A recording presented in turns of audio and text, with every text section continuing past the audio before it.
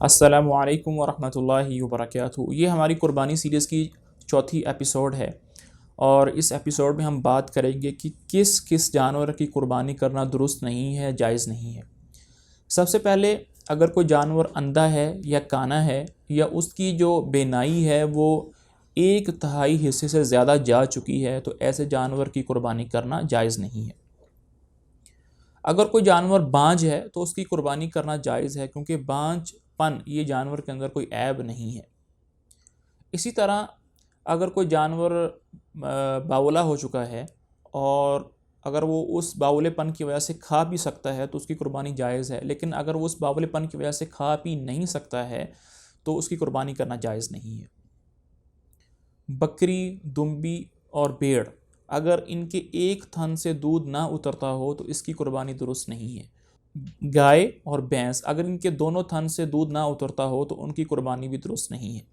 बाज़ औक़ात थन जो हैं वो ज़ख्मी हो जाते हैं, तो अगर ज़ख्मी हो जाने की वजह से वो अपने बच्चों को दूध ना पिला सकें तो ऐसे जानवर की कुर्बानी करना भी जायज़ नहीं है। और अगर थन मुकम्मल तौर पर खुश्क हो चुके हों, दूध उतरता ही ना हो, तो ऐसे जानवर की कुर्बानी करना भी जायज़ नहीं है। बाज़ औक़ात जानवर जो हैं किसी जिल्द की बीमारी के अंदर मुब्तला हो जाते हैं, ख़ारिश हो जाती है, कोई एलर्जी हो जाती है, कुछ और हो जाता है, तो अगर उस बीमारी का जो असर है वो गोश्त तक पहुंच गया है तो ऐसे जानवर की कुर्बानी करना दुरुस्त नहीं है। लेकिन अगर वो गोश्त तक नहीं पहुंचा है, बीमारी जो है वो सिर्फ जिल्द तक ही है, तो ऐसे जानवर की कुर्बानी हम कर सकते हैं। हामिला जानवर जो है उसकी कुर्बानी करना भी दुरुस्त है, लेकिन जानबूझकर विलादत के वक़्त हामिला जानवर को ज़िबा करना ये मकरूह है, ऐसा नहीं करना चाहिए। लेकिन अगर जानवर को ज़िबा कर लिया है और ज़िबा करने के बाद उसका जो बच्चा है वो पेट से उसको निकाला जाएगा, अगर वो ज़िंदा हालत में है तो उसको भी ज़िबा कर लिया जाएगा, और अगर वो ज़िंदा हालत में नहीं है तो फिर वो जायज़ नहीं है।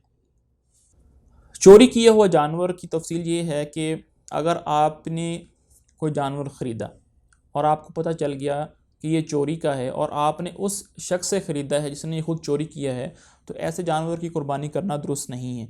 लेकिन अगर आपको ज़िबह करने के बाद पता चला कि ये जानवर तो चोरी का था, तो आपके लिए उस वक्त तक गोश्त खाना उसका दुरुस्त नहीं होगा, हलाल नहीं होगा, जब तक उस जानवर का जो मालिक है वो आपको इजाज़त ना दे दे।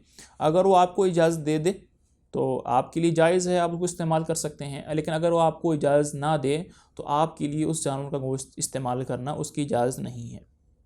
अगर दांतों की बात करें तो अगर जानवर के दांत बिल्कुल ही नहीं हैं तो उसकी कुर्बानी दुरुस्त नहीं है। इसी तरह अगर ज़्यादा दांत मौजूद हैं, थोड़े दांत गिरे हैं, तो ऐसे जानवर की कुर्बानी करना दुरुस्त है।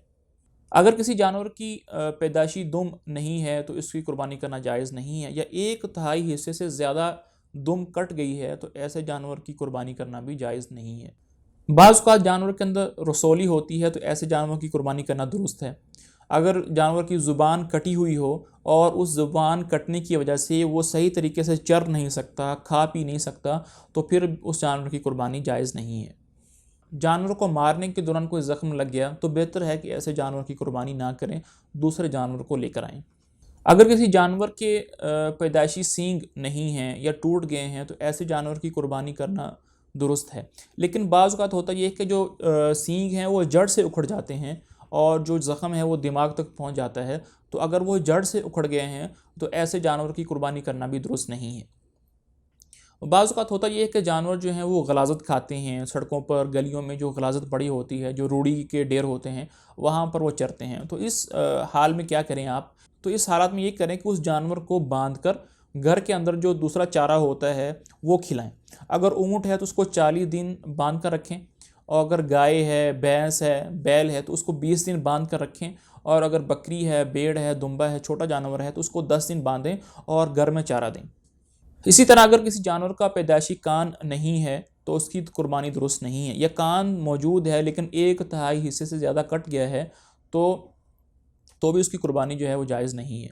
बाज़ का जानवर जो है वो कमज़ोर होता है, और इतना कमज़ोर होता है और लागिर होता है कि वो ख़ुद चल फिर नहीं सकता, खुद खा पी नहीं सकता, हरकत नहीं कर सकता, तो इस केस के अंदर भी कुर्बानी करना जायज़ नहीं है।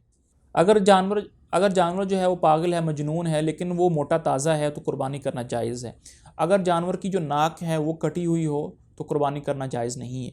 देखिए, जितने भी मैंने उसूल आपके सामने बयान किए हैं ये हमने एक हदीस से लिए हैं, और अली रज़ी अल्लाह ताला अन्हु से हदीस मरवी है, आप रज़ी अल्लाह ताला अन्हु फरमाते हैं कि अमरना नबी सल्लल्लाहु अलैहि वसल्लम अन नस्तशरिफ़ल ऐन वल उज़ुन, कि कुर्बानी का जानवर या कोई भी जानवर अल्लाह के लिए जब ज़िबा करना हो तो उसको लेने से पहले हम उसकी जो आँख है और कान है उसको अच्छी तरीके से चेक कर लें, देख लें कहीं कोई ऐब तो नहीं है, कोई ज़ख़म तो नहीं है। क्योंकि अल्लाह के लिए कुर्बान करना है तो कोशिश करें सही और सालिम और बग़ैर ऐब के जानवर को ज़िबा करें।